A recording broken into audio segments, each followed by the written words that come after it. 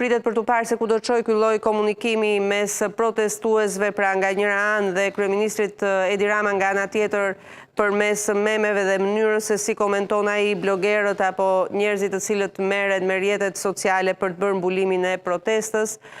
Ajo që dihet është që ka një vëmendje ndërkombëtare. Agjencia e lajmeve Reuters e ka transmetuar live protestën e ditës së sotme, vazhdon të jetë live në faqen e saj online, pra duket se ka një vëmendje të shtuar për këtë protest.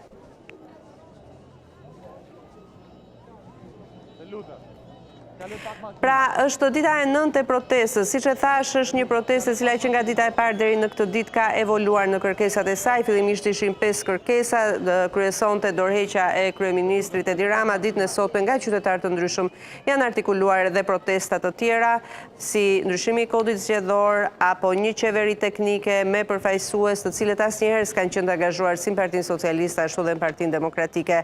Ditën e dieshme u hodhën gjithashtu nga qytetarë ideja e një kryeministri me mandat vetëm 2 raunde, pra me një mandat të kufizuar prej 2 raundesh. Duket se janë kërkesa genuine, kërkesa të hedhura në mënyrë qytetare apo kërkesa sporadike nga qytetarë. Pritet për të parë nëse kjo protestë do të vazhdojë kështu siç ka nisur apo do të ketë një manifest kërkesash të cilat do të ndikojnë në klasën politike. Kjo është një protestë deri tani anti-establishment, kjo është pak po e sigurt, pritet për të parë se si do të jetë drejtimi i saj.